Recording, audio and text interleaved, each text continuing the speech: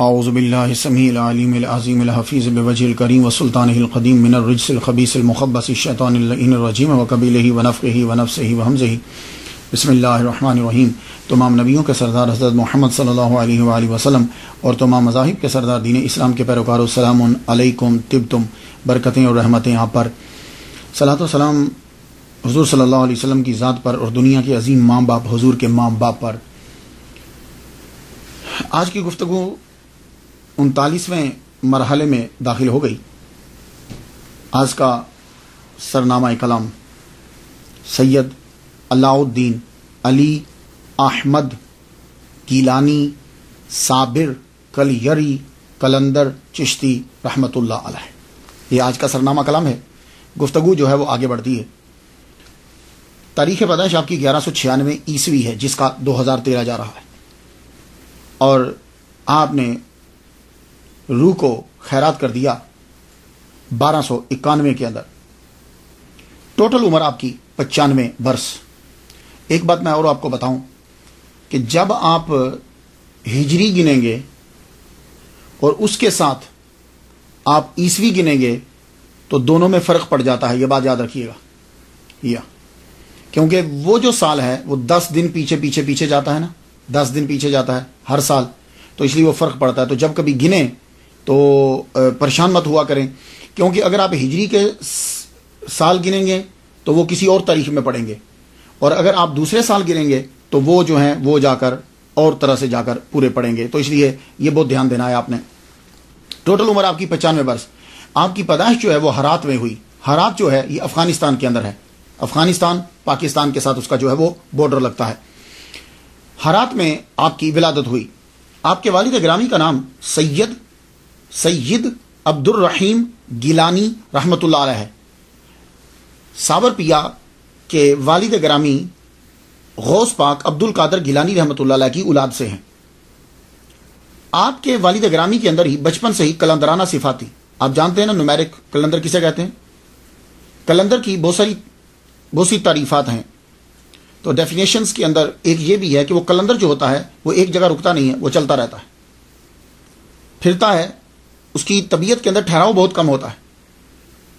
تو صابر پیا، پورا نام پھر ایک دفعہ سن لیجئے، سید علاء الدین علی احمد گیلانی صابر کلیری قلندر چشتی رحمۃ اللہ علیہ۔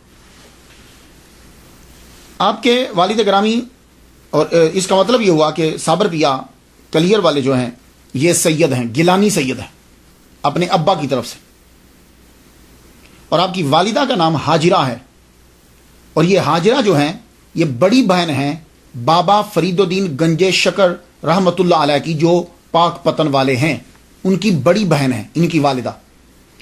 تو صابر پیا کلیر والے ابا کی طرف سے سید ہیں، اور ظاہر ہے جو ابا کی ذات ہوتی ہے وہی بیٹے کی ہوتی ہے۔ ابا کی طرف سے گیلانی سید ہیں، اور اماں کی طرف سے فاروقی ہیں، حضرت عمر رضی اللہ تعالیٰ عنہ کی اولاد سے۔ بابا فرید کا شجرہ نسب جو ہے وہ جا کر حضرت عمر رضی اللہ تعالیٰ عنہ سے ملتا ہے۔ صابر پیا کے والد گرامی سید عبد الرحیم گیلانی رحمۃ اللہ علیہ، آپ کے اندر صفت جو ہے نا وہ وہی کلندرانہ، بغداد سے افغانستان۔ تو تب جو اس دور کی جو میں بات کر رہا ہوں، تب یہ جو تھا نا عراق، ایران، افغانستان، قندھار، بخارا، بس یہ ایسے ہی سمجھ لیجیے کہ جیسے ایک ملک کے شہر ہیں، لوگ پھرتے رہتے تھے اس کے اندر۔ تو اب تو خیر یہ عراق علیحدہ ہو گیا، ایران علیحدہ ہو گیا، افغانستان علیحدہ ہو گیا۔ اب جب تعین کریں گے تو اور ہوگا۔ اس دور کے اندر تقریباً بغداد سے آپ چلتے ہیں، ہرات پہنچتے ہیں۔ ہرات جب آپ پہنچے تو ایک گلی سے گزر رہے ہیں، دروازے کے سامنے ایک بزرگ کھڑے ہیں، ان کا نام ہے جمال الدین۔ جمال الدین رحمۃ اللہ علیہ نے آپ کو روک لیا، کہتے ہیں سید زادے رکو۔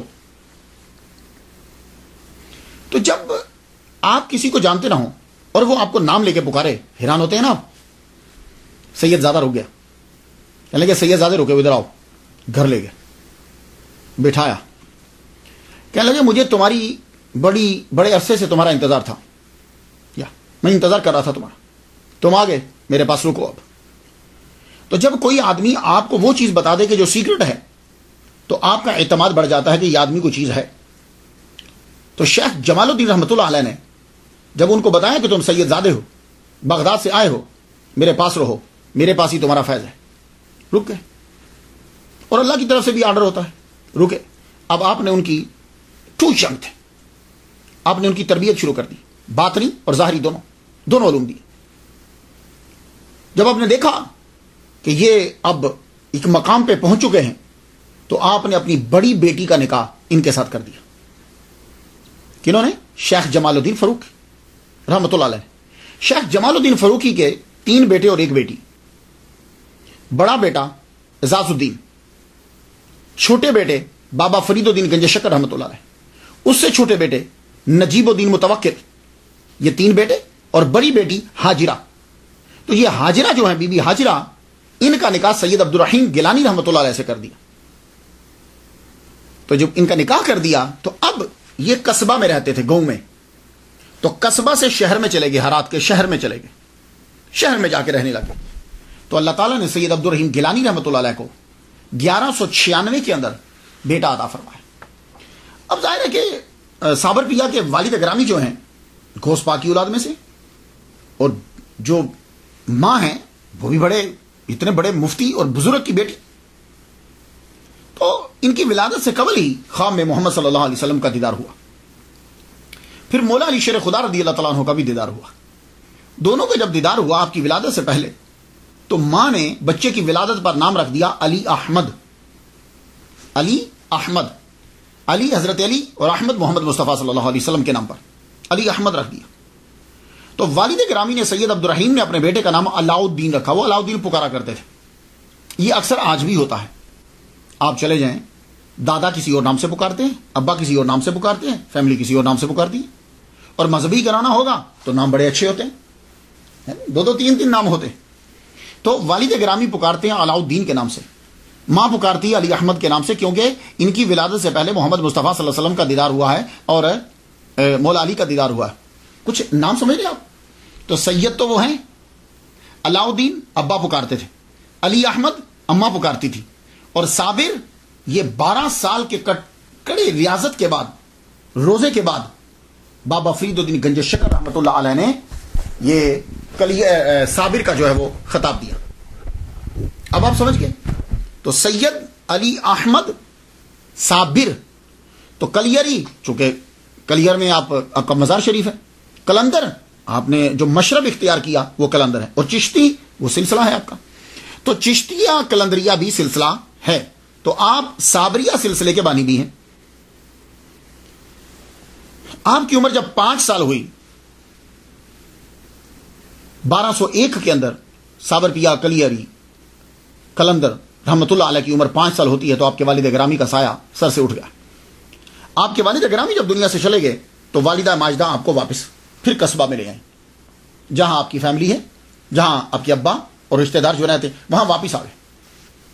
واپس جب آئے وہاں رہنے لگ گئی. تو بابا فرید الدین گنج شکر رحمۃ اللہ علیہ، انشاءاللہ جب ان کی گفتگو ہوگی تو میں آپ کو بتاؤں گا، وہ تب جا چکے تھے. ان کا ایک علیحدہ لائن ہے اور آپ اپنا ایک مقام بنا چکے تھے. واپس جب یہ آئے، یہاں رہنے لگی.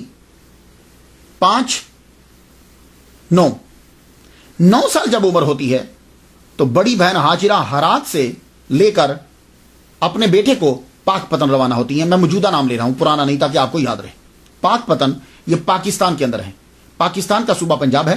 صوبہ پنجاب سے ساہیوال کی طرف جب جاتے ہیں تو آپ پاک پتن ڈسٹرکٹ بن گیا ہے. پاک پٹن اس کو اس لیے کہتے ہیں، یہ اصل میں ہے پاک پٹن. تو یہ پاک پتن جو ہے، پتن پاک مینز ہوتا ہے کلین، پتن کہتے ہیں جس جگہ کے اوپر کشتی اور بوٹ آ کے لگتی ہیں اسے پتن کہتے ہیں. تو دریائے ستلج جب تب بہا کرتا تھا، بابا فرید الدین گنج شکر رحمۃ اللہ علیہ وہاں وضو کر رہے تھے. تو کسی نے یہ کہا کہ دیکھیے حضور، نہ تو پانی پاک ہے نہ جگہ پاک ہے، نہ تو پانی پاک ہے نہ جگہ پاک ہے. تو بابا فرید نے فرمایا نہیں، پاک پتن، یہ جگہ بھی پاک ہے پانی بھی پاک ہے. تو تب سے اس جگہ کا نام ہی پاک پتن پڑ گیا. اب آپ سمجھ گئے؟ تو میں پاک پتن ہی نام لوں گا کیونکہ لوگ اسے سمجھتے ہیں. اب تو پاک پتن جب پہنچی، سید علی احمد علاء الدین علی احمد صابر گیلانی قلندر چشتی رحمۃ اللہ علیہ 9 سال آپ کی عمر جب ہو گئی ہے تو آتی ہیں، تب آپ کی خانقاہ تھی، تو آ کے کہنے لگی اپنے چھوٹے بھائی سے، بابا فرید ان کے چھوٹے بھائی ہیں، کہنے لگے میرے بیٹے کو اپنی سرپرستی میں لے لو، یہ تمہارے پاس رہے گا، اسے پڑھاؤ، اسے اپنے پاس رکھو، یہ یتیم ہے، تمہیں ثواب بھی ہوگا۔ کہا میری بہن صرف یہی نہیں، میں یہ کہتا ہوں کہ تم بھی میرے پاس ہی رہ، آپ بھی یہیں رک جاؤ۔ کہنے لگی نہیں، میں یہاں نہیں رکتی، جب تک میرا بیٹا ماحول سے آگاہی حاصل کر لیتا ہے تب تک میں یہاں رکتی ہوں۔ تو 9 سال کے جب تھے تو آپ وہاں رکے بابا کی خانقاہ میں، بابا ان کو پڑھانے لگے ابتدائی کتابیں۔ 2 سال میں اتنا پڑھ لیا جتنا دوسرے بچے 7 سال میں پڑھتے، 2 سال کے اندر پڑھ لیا۔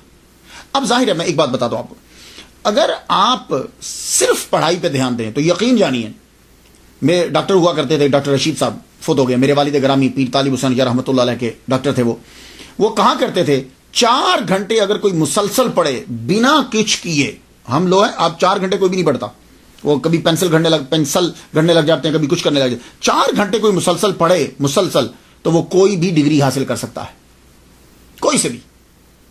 تو اب 4 گھنٹے جب کوئی پڑھے تو جب جو 24 گھنٹے پڑھتا رہے، تو سید علاء الدین علی احمد صابر گیلانی رحمۃ اللہ علیہ مسلسل پڑھتے رہتے، تو 2 سال میں اتنا علم حاصل کر لیا۔ تو 9 10 11 سال کے ہو گئے نا، 11 سال کے ہوئے تو ماں نے سمجھ لیا کہ میرا بیٹا جو ہے وہ اب اس کا دل لگ جائے گا، اب اتنا بڑا ہو گیا ہے کہ وہ اپنا خیال خود رکھ سکتا ہے۔ تو 2 سال کے بعد اپنے بھائی سے کہنے لگی میں واپس ہرات چلتی ہوں، افغانستان واپس جاتی ہوں میں، تو مجھے اجازت دو، اب میرا بیٹا تمہارے پاس ہی رہے گا۔ کہا بہن رک جاؤ، کہا نہیں میں واپس چلتی ہوں، سارے رشتہ دار سب وہی ہیں، ابھی میں واپس چلتی ہوں۔ آپ وہاں سے واپس چل پڑے، اور جاتے ہوئے کہنے لگی کہ ایک بات بتاتی جاؤں فرید، بات یہ ہے میرا بیٹا نہ کچھ کہتا ہے اور نہ مانگتا ہے، تو تمہیں ہی اس کا خیال رکھنا پڑے گا۔ تو بابا فرید نے فرمایا زیادہ سے تعلیم وہ تو ہم دھیان دے رہے ہیں، اصل چیز ہوتی ہے کھانا مانگتے ہوئے آدمی ہچکچاتا ہے، تو میں تیرے بیٹے کی ڈیوٹی ہی لنگر پہ لگا دیتا ہوں کہ 2 ٹائم ہماری خانقاہ میں لنگر تقسیم ہوتا ہے، تیرے بیٹے کی آج سے ڈیوٹی لنگر کے اوپر کہ یہی تقسیم کرے گا، تو جب یہ رہے گا ہی خوراک کے اندر تو اس کو مانگنے کی ضرورت نہیں پڑے گی۔ تو آپ کو بلا کر یہ ڈیوٹی لگا دی والدہ کے سامنے، کہا دیکھو بیٹا تم نے کافی پڑھ لیا، تم چھوٹی عمر میں بہت سمجھدار ہو گئے، آج سے پوری خانقاہ میں طلباء اور فقراء ان کا کھانا تقسیم کرنے کا انچارج جو ہے ہم تمہیں بناتے ہیں، انچارج تیرے ہاتھ میں ہے، تو تم کھانا جو ہے وہ تقسیم کرو گے۔ ماں وہاں سے چلی گئی، کھانا تقسیم کرنے کی ڈیوٹی لگ گئی۔ وہ جہاں سے اب کھانا تقسیم کرتے تھے وہ حجرہ اعتکاف اب بن گیا ہے۔ مجھے یہ سعادت حاصل ہے، میں وہاں گیا ہوں، میں نے فاتحہ پڑھی ہے، دعا مانگی ہے، وہاں اس کے پاس ہی قوالی ہوتی ہے، قوالی بھی سنی تھی، کلام اس کا اچھا تھا۔ تو وہاں پہلے لنگر وہاں سے تقسیم ہوا کرتا تھا، پھر بعد میں آپ نے اپنا حجرہ بنا لیا اور وہاں آپ اعتکاف بیٹھ گئے۔ لنگر جو ہے وہ 2 ٹائم میں تقسیم ہوتا تھا، لنگر جو ہے وہ 2 ٹائم میں تقسیم ہوتا تھا، ایک اشراق کے بعد، دوسرا اوابین کے بعد۔ صوفیاء کرام جو ہیں وہ اشراق اور اوابین، اشراق کے ساتھ چاشت ضمناً وہ ساتھ ہوتی ہے، اس کا بہت خیال رکھتے ہیں، یہ بات یاد رکھیے گا، اشراق اور چاشت بہت ضروری ہے، بہت ضروری ہے۔ تہجد کی تو میں گفتگو نہیں کر رہا، یہ بھی بہت ضروری ہے۔ تو کھانا 2 ٹائم تقسیم ہوتا تھا، اشراق کے بعد اور اوابین کے بعد، پھر اس کے بعد عشاء جو ہے وہ اپنے ٹائم پہ لیٹ پڑھتے تھے، جیسے بھی پڑھتے تھے۔ تو کھانا تقسیم کرتے اور ساتھ آپ پڑھتے، یہ تعلیم اور تقسیم کا سلسلہ جو ہے وہ جاری رہا، تعلیم اور تقسیم کا سلسلہ جاری رہا، معلوم ہے کتنے 12 سال تک، 12 سال تک تعلیم اور تقسیم کا سلسلہ جاری رہا۔ 12 سال کے بعد والدہ محترمہ تشریف لائیں، بیٹے کی یاد ستائی، وقت بھی قریب بہت بوڑھی ہو گئی تھی، قریب آئی، 12 سال کے بعد آئی، آتے ہی بھائی سے ملی، کہا میرے بیٹے کو تو ملاؤ، پتہ نہیں زندگی ہے کہ نہیں ہے، اپنے بیٹے سے مل لو۔ بیٹے کو بلایا گیا، اور بیٹے پر زیادہ تر استغراق کی کیفیت آ نہیں رہتی، بیٹے کو بلایا گیا تو بیٹا ہڈیوں کا ڈھانچہ بنا ہوا، ہڈیوں کا ڈھانچہ، بس ایسے ہی سکن جو ہے وہ اوپر یوں ہی ہے، بس گوشت نام کی کوئی چیز نظر نہیں آتی۔ اب آپ کو پتا ہے ماں تو تڑپ جاتی، ماں نے بیٹے کو دیکھا تو تڑپ گئی۔ فرید ایک تو چھوٹے بھائی ہیں، بڑی بہن ماں بجا ہے، کیا تم میرے بیٹے کو کھانا نہیں دیتے؟ کہا بہن خود پوچھ لو، میں نے تو آپ کے سامنے اس کی ڈیوٹی ہی لنگر پہ لگا دی تھی، خود پوچھو کیا کھانا نہیں کھاتے؟ تو ماں پوچھنے لگی بیٹا کیا تم کھانا نہیں کھاتے؟ تو ساتھی بھائی بھی بول اٹھے بھائی ہم نے تو آپ کی ڈیوٹی لگائی تھی تو کیا آپ کھانا نہیں کھاتے؟ تو جواب ذرا سنیے گا. سید علاء الدین علی احمد صابر گیلانی قلندر رحمۃ اللہ علیہ کیا جواب دیتے ہیں؟ کہنے لگے ماما بابا فرید بن گنج شکر ماموں لگتے ہیں نا پیر و مرشد، آپ نے کھلانے کو کہا تھا کھانے کو نہیں کہا تھا. آپ نے کہا تھا کہ کھلایا کرو 2 ٹائم. کیا آپ نے یہ بھی فرمایا تھا کہ کھا لیا کرو؟ تو جب آپ نے کھا ہی نہیں تو میں اپنے مرشد کی اجازت کے بغیر کیسے کھاتا؟ تو کہنے لگے پیر و مرشد میں نے کبھی یہاں سے کچھ نہیں کھایا. تو کہا پھر بیٹے کھاتے کیا تھے؟ کہنے لگے بابا آپ نے اجازت نہیں نہ دی تھی، آپ بولے نہیں تھے. 4-5 دن تو ویسے ہی گزر جاتے تھے میرے. 4-5 دن کے بعد اگر کبھی بھوک کا احساس ہوتا تھا تو میں جنگلوں میں نکل جاتا تھا. جنگل میں جب جاتا تھا تو وہاں اللہ تعالیٰ کے اگائے ہوئے جو پودے تھے درخت ان کے پتے کھا لیتا تھا تھوڑے سے، اور پتے کھا کے میں واپس آ جاتا. اللہ اکبر جل شان. اس وقت بابا فرید کے منہ مبارک سے نکلا میرا علی احمد صابر ہے. تو یہ صابر آپ کو ٹائٹل دیا گیا، میرا علی احمد صابر ہے. تو آپ کو جب یہ ٹائٹل جو ہے وہ اپنے پیر کی جانب سے 1219 میں مل گیا. 1219 میں جب آپ کو ملا، اب آپ کافی جوان ہو چکے تھے. والدہ کا من چاہا، ہر ماں کا من چاہتا میرا بیٹا شادی کرے، اس کی شادی ہو، بہو ہو. تو اپنے بھائی سے ہی کہنے لگے تم اس طرح کرو کہ وہ تمہاری جو سب سے چھوٹی بیٹی ہے اس کا نکاح میرے بیٹے سے کر دو. بابا فرید گنج شکر رحمۃ اللہ نے فرمایا بہن ضد مت کرو، یہ نکاح نہیں ہو سکتا. اچھا تم امیر ہو اس لیے میرے یتیم بچے کو نہیں دے رہے؟ کہا بہن تم سمجھتی نہیں ہو، نہ اصرار کرو شادی کا. اب یہاں ایک بات عرض کر جو واقعات میں کتابوں میں لکھا ہے، دیکھیے جو چیز عقل تسلیم کرے، مریدین اور چاہنے والے تو جو چاہے لکھ دیں گے. یہاں یہ بیان کیا جاتا ہے کہ آپ کی شادی ہو گئی، آپ کمرے میں گئے، آپ نے ایک آہ بھری اور بیوی کو جلا دیا.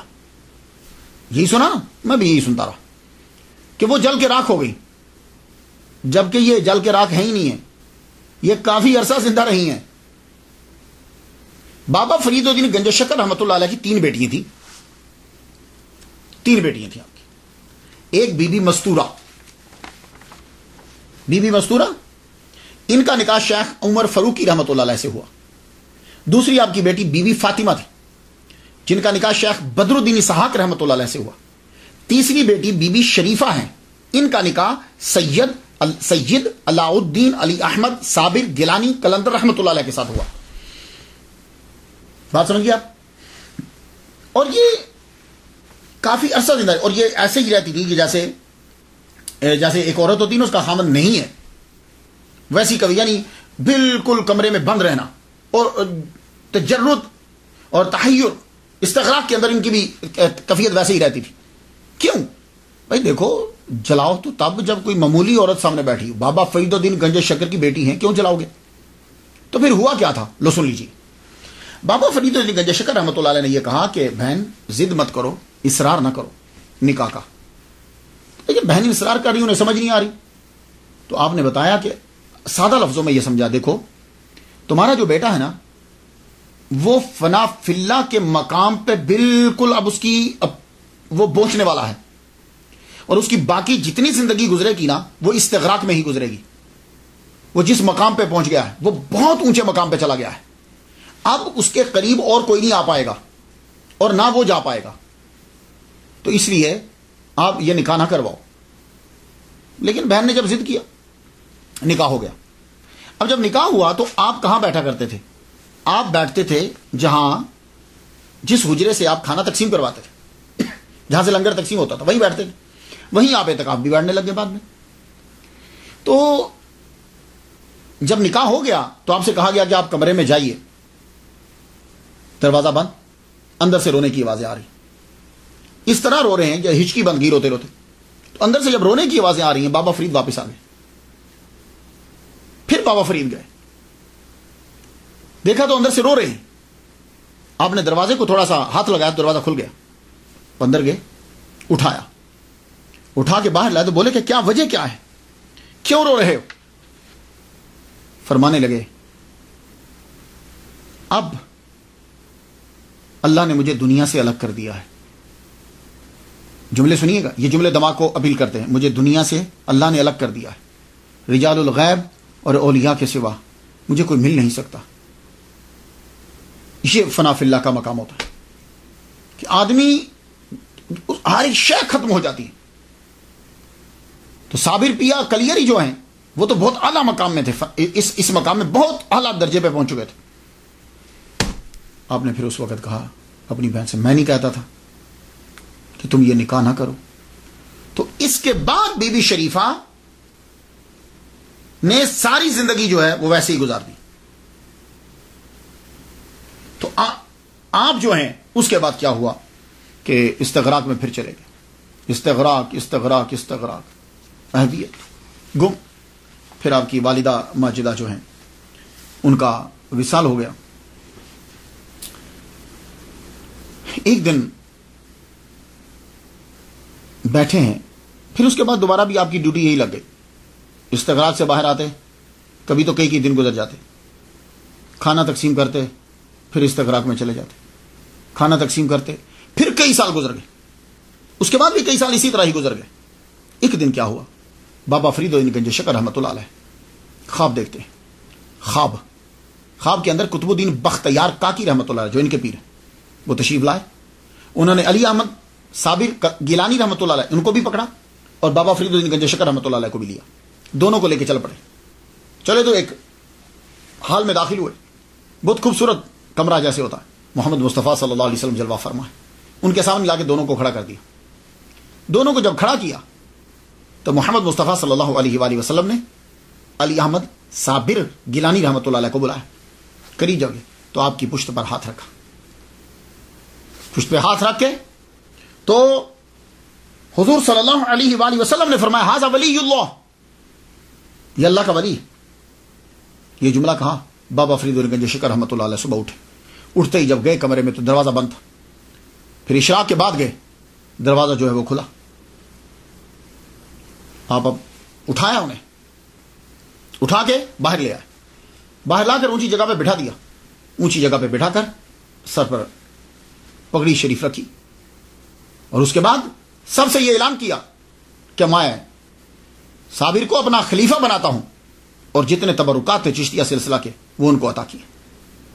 اور خلافت جو ہے وہ آپ نے کہا کہ صابر پیا سے یہ کہا جاؤ میں تمہیں کلیئر کی خلافت عطا کرتا ہوں. یہاں ذرا رک جائیے. تو یہاں تسامو ہے ایک, پھر وہ ٹکراؤ ہو رہا ہے, دیو مالائی قصوں کا ٹکراؤ ہو رہا ہے. وہ کیا ٹکراؤ ہے؟ وہ ٹکراؤ یہ ہے کہ آپ نے پہلے دلی کا خلافت نامہ لکھ دیا. یہ جو قصہ ہے نا, یہ بابا فرید کے منصب کے بھی خلاف ہے, ان کی شان کو بھی گھٹاتا ہے, اور جمال الدین ہانسوی رحمۃ اللہ علیہ جو ہیں ان کے درجے کو بھی گھٹاتا ہے, اور سید علاء الدین علی احمد صابر کلیری رحمۃ اللہ علیہ کے بھی درجے کو گھٹاتا ہے. یہ واقعہ تینوں کے درجے کو گھٹاتا ہے. وہ کیسے سنیے گا. قصہ جو کتابوں میں لکھا ہے, اور یہ پرانی کتابوں میں نہیں لکھا, نئی کتابوں میں لکھا ہوا ہے. پرانی کتابیں فوائد الفوائد, اخبار الاخیار, سیر العارفین, ان میں پرانی کتابوں میں نہیں ہے, نئی کتابوں کے اندر ہے. یہ نئی کتابوں میں یہ آپ کو واقعہ ملے. واقعہ کیا ہے؟ آپ نے خلافت نامہ لکھ دیا, اور خلافت نامہ جب لکھ کے دیا تو کہا کہ جانا جمال الدین ہانسوی کو جا کے دکھوا لینا. ہانسی میں پہلے پہنچنا, یہ ہریانہ کے اندر, وہاں جانا, اور ان کے پاس مہر ہوتی تھی, وہ خلافت نامے پہ مہر لگاتے تھے, پھر آپ کا خلیفہ آگے چلا جاتا تھا. اچھا, آپ پاک پتن میں ہیں, مہر آپ کی ہریانہ میں ہے, ہریانہ میں مہر لگواتے تھے. اب جب آپ مہر لگوانے کے لیے گئے تو اپنے گھوڑے سے نیچے نہیں اترے. ٹھیک ہے, نیچے نہیں اترے, گھوڑا سمیت اندر چلے گئے, سواری سمیت. مغرب کا وقت ہوا, کہنے لگے بھائی جلدی سے تم یہ خلافت نامہ پڑھو, اس کے اوپر مہر لگا دو. وہ جب پڑھنے لگے تو دیا بجھ گیا. آپ نے انگلی کا اشارہ کیا, دیا جل گیا. دیا جب جلا تو شیخ جمال الدین کو غصہ آ گیا, انہوں نے پھاڑ دیا. انہوں نے جب خلافت نامہ پھاڑ دیا تو صابر پیا کہنے لگے جاؤ ہم نے تیرا سلسلہ اول سے چیک کر دیا, اب واپس آ گئے. پھر بابا فرید الدین گنج شکر نے دوسرا خلافت نامہ لکھ کے دیا. سٹوری آپ نے سن لی. پہلی بات تو یہ ہے کہ بابا فرید الدین گنج شکر رحمۃ اللہ علیہ نے خلافت نامہ دکھانے کے لیے بھیجا تھا یا اجازت نامے کے لیے بھیجا تھا کہ جاؤ جا کر ان کو خلافت نامہ لکھا ہوا دکھا دو کہ میں نے کیسا لکھا ہے؟ نہیں، یقیناً اس لیے بھیجا تھا کہ جاؤ دکھا دو وہ پرمیشن دیتے ہیں کہ نہیں دیتے. تو جب پیر کہہ رہا ہے کہ پرمیشن ان کی لینی ہے تو پھر مرید کے لیے یہ لازم ہو جاتا ہے کہ وہ اپنے پیر کی بات کو مانے. کلیر کیوں تباہ ہوا تھا؟ کلیر تباہ اسی لیے ہوا تھا کہ خط جو ہے وہ پیر کا انہوں نے توہین کی تھی. تو ان کو غصہ آیا کہ میرے پیر کا خط جو ہے وہ کیوں پھاڑا. تو پیر کے خط کی سب جو ہے وہ عزت کرتے ہیں. ایسا کوئی مرید نہیں ہو سکتا کہ جو اپنے پیر کے نالین کی اور پیر کے لکھے ہوئے کی عزت نہ کرے. اور جمال الدین ہانسوی وہ تو اتنے محبوب مرید تھے بابا فرید الدین گنج شکر رحمۃ اللہ علیہ کے کہ بہاؤدین زکریا رحمۃ اللہ علیہ نے یہ کہا تھا کہ میرے سارے مرید لے لو. حالانکہ بہاؤدین زکریا ملینر بلینر آدمی ہیں. حاکم ملتان جو ہے وہ ان سے غلہ لیتا تھا. اتنے امیر تھے بہاؤدین زکریا ملتانی رحمۃ اللہ علیہ. کہتے ہیں میری ساری دولت لے لو اے فرید, مجھے یہ جمال الدین ہانسوی دے دو. اور یہ امام اعظم ابو حنیفہ رحمہ اللہ کی اولاد سے ہیں. اور آپ کو میں کہہ چکا ہوں امام اعظم کی اولاد کا جو بچہ ہوگا وہ سیدوں کی عزت کرے گا. یہ بات یاد رکھیں, امام اعظم کی نسل کا بچہ سیدوں کی تعظیم کرے گا.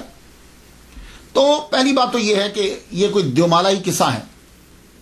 اگر اجازت نامے کے لیے بھیجا تھا تو اتنی ہی عزت اور رسپیکٹ کرنا ہے صابر پیا کو بھی جتنی دوسروں کو کرنا ہے. ایک بات. دوسری بات یہ ہے کہ شیخ جمال الدین نے علی احمد صابر کلندر کی تحریر نہیں پھاڑی, اپنے پیر کی تحریر پھاڑی. یا اگر وہ صابر پیا کی تحریر پھاڑتے تو اس بات سمجھ میں آتی. انہوں نے اپنے پیر و مرشد کی تحریر کو پھاڑ دیا. تو میں ساری چیزیں تسلیم کر لوں گا, میں یہ تسلیم نہیں کر سکتا کہ مرید اس دور میں, آج کے مرید کو چھوڑو, اس دور کا مرید جو ہے وہ اپنے پیر کی تحریر کو پھاڑ دے. میں یہ تسلیم ہی نہیں کر سکتا, میری عقل تسلیم ہی نہیں کرتی. جو مرضی ہو جائے وہ اپنے پیر کی تحریر کو نہیں پھاڑے گا. وہ تو اپنے پیر کے نالین کی تعظیم کرتے ہیں, لکھے ہوئے کی کیسے تعظیم نہیں کریں گے, کیسے پھاڑ دیں گے؟ تو ایسا نہیں ہوتا. یہ بات یاد رکھیے گا, کیونکہ سارے اولیاء کرام جو ہیں وہ مولا علی سے فیض لیتے ہیں. اور مولا علی کیا ہے؟ مولا علی کو میرے نبی نے یہ کہا تھا, اے علی میرے نام پہ کاٹا پھیر دو, کراس پھیر دو, مٹا دو. کہا یا رسول اللہ جو ہو جائے, میں یہ نہیں کر سکتا, میں آپ کے نام پہ کراس نہیں پھیر سکتا. تو جو مرید ہوتے ہیں نا, جو بات کر لیتے ہیں, وہ اسی طرح عزت کرتے ہیں. تو مولا علی کا وہ فیض اب سارے اولیاء میں چل رہا ہے. ہاں یہ بات میں یہ تسلیم نہیں کرتا. سٹوریاں جو مرضی ہوتی رہیں. اور دوسری بات یہ ہے کہ بعد میں انہوں نے کلیر کی خلافت لکھ دی. تو بابا نے جب بعد میں کلیر کی خلافت لکھی تو پہلے لکھ دیتے. تو کیا پیر کو یہی نہیں پتا کہ میرے مرید کے لیے کون سی خلافت موضوع ہے؟ یہ بابا کے شیا نشان نہیں ہے. تو جب بعد میں خلافت لکھ دی کلیر کی تو اب کیوں نہیں سٹیمپ لگوائی؟ جبکہ اصول تھا کہ جمال الدین سے جا کے سٹیمپ لگواتے تھے, کیونکہ مہر جو ہیں کہتے ہیں ان کے پاس پڑی ہوئی تھی. یہ بات نہیں ہے, یہ تسامو ہے. جس نے بھی کیا سو کیا.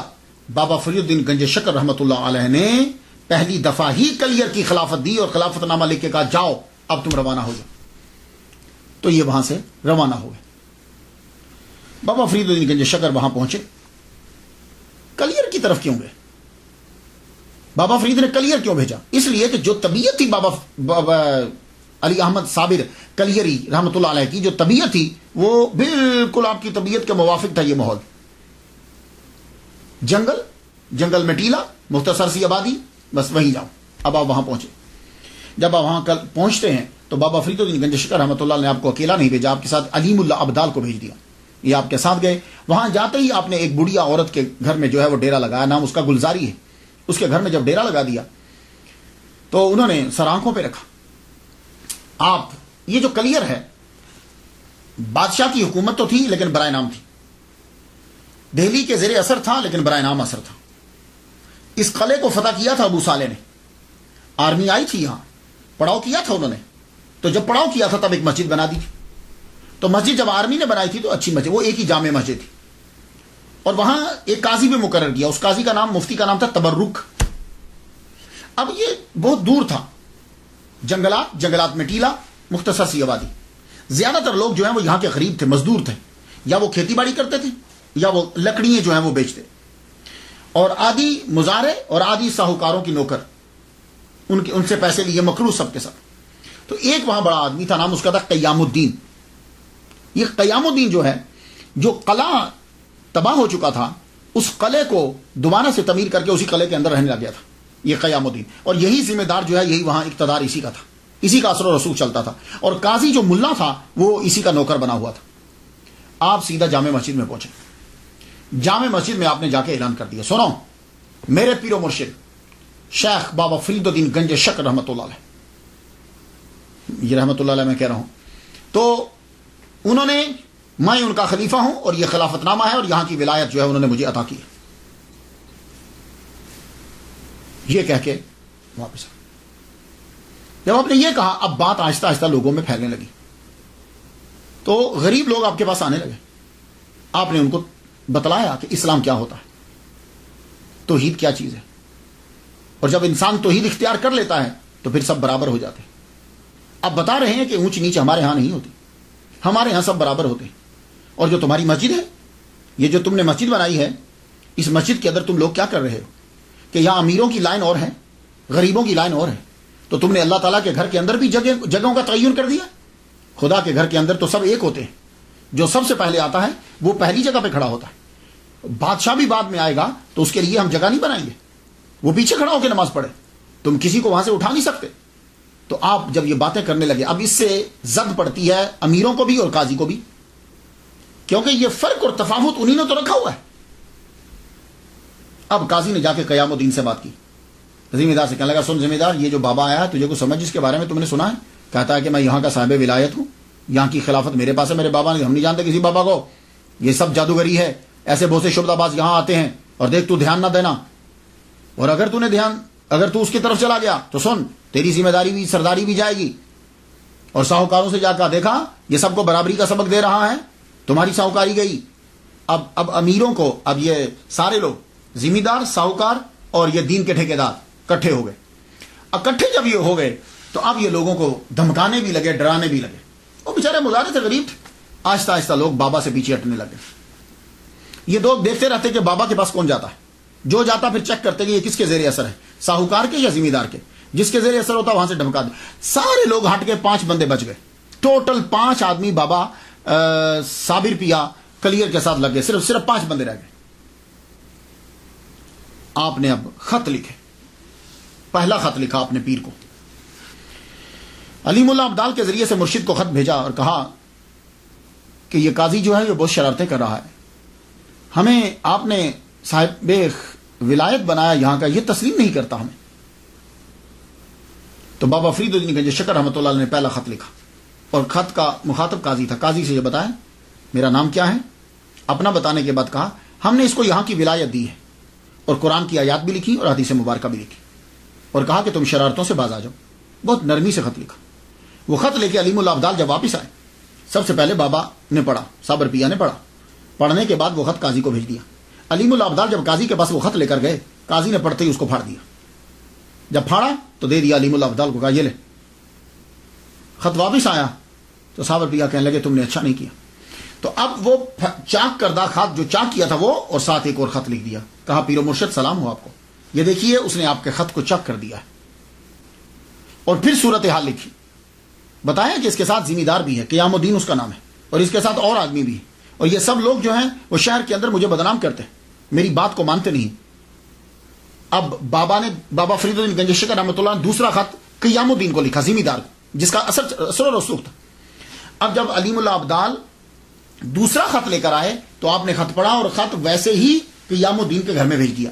علیم اللہ ابدال جب وہاں خط لے کر گئے تو وہیں قاضی موجود تھا، قاضی تبرک وہیں موجود تھا، وہیں پر۔ اب جب اس نے خط دیکھا اور علیم اللہ سمجھ گیا، خط لیتے ساری سے چھوڑیے حضور، یہ اسی طرح کے خط لیتے رہتے ہیں، آپ کو پریشان ہونے کی ضرورت نہیں ہے۔ اب جب وہ خط کی توہین کر رہا تھا تو زلزلہ آنے لگ گیا، کانپی زمین، ایک دم سے کانپی، اسے ڈر ہوا کہ کہیں چھتیں گرنا ہے۔ چھوڑیے حضور ابھی رک جائے گی، یہ تو ویسے ہی پہاڑی کے اوپر ذرا ہلتا رہتا ہے۔ وہ پھر ایک دم واپس آ گیا۔ ٹھیک ہے، قاضی نے لے کے خود خط پھاڑ ڈالا، دوسرا خط پھر پھاڑ ڈالا، اور ذمہ دار اس کے ساتھ۔ اب جب دوسرا پھٹا ہوا خط لے کر گئے تو اب تیسری مرتبہ پھر علیم اللہ ابدال کو بابا فرید الدین گنج شکر رحمۃ اللہ علیہ کے پاس بھیج دیا صابر پیا نے۔ جب تیسری مرتبہ گئے تو اب بابا نے جب 2 خط اپنے جب اس نے چاک کر دیے تھے، اب بابا نے تیسرا خط لکھا، صابر پیا کلیئر رحمۃ اللہ علیہ کو تیسرا خط لکھا۔ تیسرے خط میں یہ تھا، ایک جگہ میں عبارت پڑھتا ہوں کہ یہ تمہاری بکری ہے، چاہے ذبح کرو چاہے دودھ دو، اور ایک جگہ لکھا کہ کلیئر ہم نے تمہارے حوالے کر دیا۔ تیسرا خط جب یہ آیا، مفہوم دونوں کا یہی ہے کہ ہم نے کلیئر کو تیرے حوالے کیا، اب تیری مرضی۔ تیسرا خط جب آپ کے پاس آیا، آپ نے اس کو لپیٹا، رکھ لیا پاس۔ رکھنے کے بعد جمعہ کی نماز جب ہوتی تھی تو جمعہ میں لوگ اکٹھے ہو جاتے، آبادی تو کم تھی لیکن بڑے بڑے سب لوگ جو ہیں وہ آ جاتے تھے، زمیندار وہ لوگ نماز بڑی پڑھتے تھے۔ جمعہ کی نماز میں آئے تو بابا کیا کیا، بابا صابر پیا کلیئر رحمۃ اللہ علیہ سیدھا مسجد سے اندر چلے گئے، اندر جا کے مصلی کے پاس بیٹھ گئے۔ جب آپ مصلی کے پاس بیٹھ گئے تو بندوں نے کہا اٹھو یہاں سے، یہ قاضی کی جگہ ہے۔ آپ نے فرمایا ہم کتب ہیں، اور کتب جو ہوتا ہے وہ قاضی سے افضل ہوتا ہے، تم ہمیں یہاں سے اٹھا نہیں سکتے۔ 3-4 بندے اٹھے اور آپ کا کلندرانہ لباس تھا پرانا، ہاتھوں سے پکڑ کے گھسیٹتے ہوئے باہر لے گئے۔ باہر جب لے گئے اور آپ کے بندوں کو بھی نکال دیا اور مسجد کے باہر کے دروازے سے بھی باہر نکال دیا، آپ وہاں کھڑے ہو گئے۔ اللہ پاک سے کہنے لگے دیکھا یا اللہ ہمیں نماز پڑھنے ہی نہیں دے رہے۔ اب وہ سب لوگ نماز پڑھنے لگے، جمعہ کی نماز ہوئی اور آپ کو اندر نماز پڑھنے نہیں دی گئی۔ جب وہ سجدے میں گئے تو بابا نے یوں آنکھ اٹھا کے مسجد کی دیواروں اور چھتوں سے یہ کہا تم سجدہ کیوں نہیں کر رہی؟ پر اتنا کرنا تھا کہ دیواریں چھتیں دھڑام سے نیچے گری، جتنے اندر تھے سب مر گئے۔ اب یہاں کوئی سننے والا جب مذاق اڑائے گا تو کیسے مذاق اڑائے گا، ذرا سنیے۔ ہو یہ کیا کرامت ہوئی، مسجد گرا دی، یہ کیا کرامت ہوئی، نمازی مار دیے؟ نہیں، دیکھیے مسجد جلانے کا حکم اللہ نے دیا تھا، یاد ہے 11ویں پارے کے اندر رب فرمایا مسجد کو آگ لگا دو۔ مسجد کو آگ لگائی، روڑی بنا دی، وہاں گند پھینکا جاتا تھا۔ تو اصل میں ہوتا کیا تھا کہ وہ جتنے نماز پڑھنے والے تھے سب نے ایک کتب کی توہین کی، ایک بات۔ دوسرا، جتنے وہ نماز پڑھ رہے تھے سب مسجد کے اندر اصل چیز کیا ہوتی ہے کہ فرق کو ختم کرنا، رب کی بارگاہ میں سب برابر ہے، لیکن اس مسجد میں ایسا نہیں ہوتا تھا۔ اس مسجد کے اندر امیر، قاضی، ساہوکار، یہ لوگوں کی جگہ بنی ہوئی تھی اندر، کوئی آدمی وہاں کھڑے ہو کے نماز غریب نہیں پڑھ سکتا تھا۔ تو کیا ایسی مسجد کو برقرار رکھا جائے؟ اور جو ایسے نظام کی تائید کریں گے کیا وہ مسلمان ہیں؟ نہیں، وہ مسلمان ہرگز نہیں ہیں۔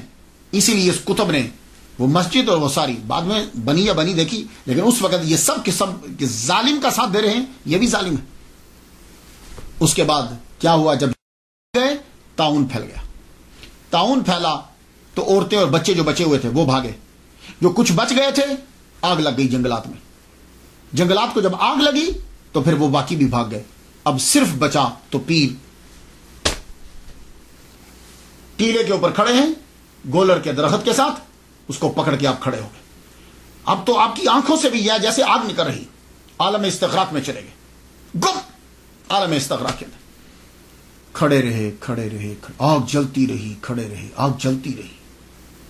ایک جگہ تو میں پڑھ کے حیران رہ گیا، کہتے ہیں 12 مائل آگ لگی اور آپ یوں کھڑے، عالم استغراق، آنکھیں بس کھلی ہیں جیسے کسی شے کو دیکھ رہی، اور آگ مسلسل لگ رہی۔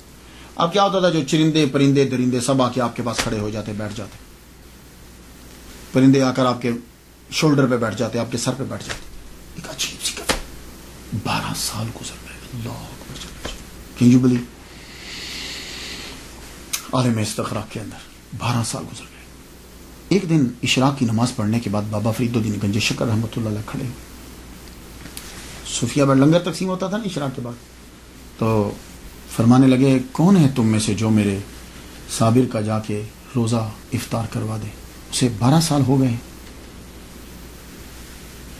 تھوڑی دیر کے بعد ایک لڑکا کھڑا ہوا، سارے بیٹھے رہے، ایک لڑکا کھڑا ہوا، اس کا نام کیا تھا، سید شمس الدین ترک علوی کلندر رحمت اللہ علیہ۔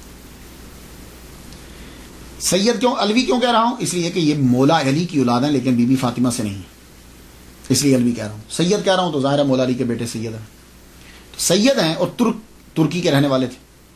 کلندر، ان کی ساری زندگی کلندرانہ گزری اپنے پیر کے، یہ آئے تھے بابا فرید کی بات کرنے کے لیے۔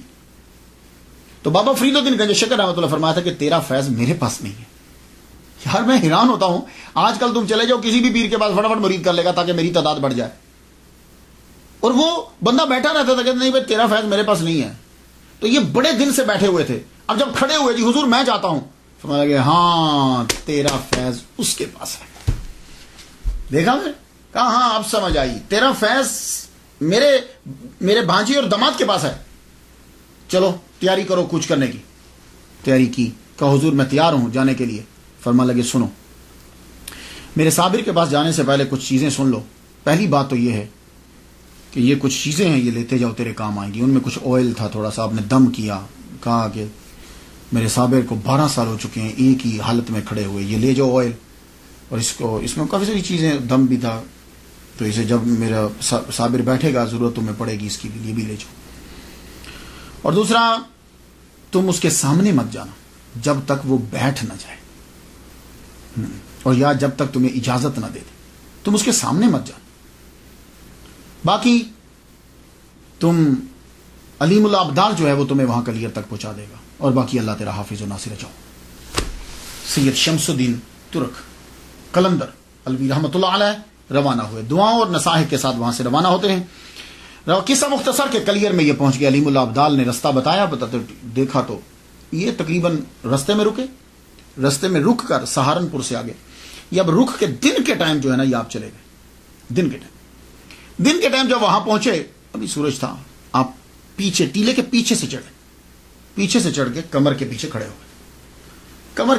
ہو کے قرآن پڑھنے لگے. ترکی تھے, سید ہیں, الوی ہیں, اور آواز خوبصورت اور جوان تھے.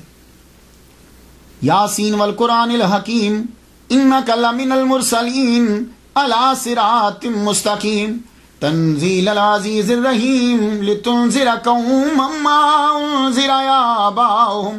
مختلف آیات پڑھتے جا رہے ہیں.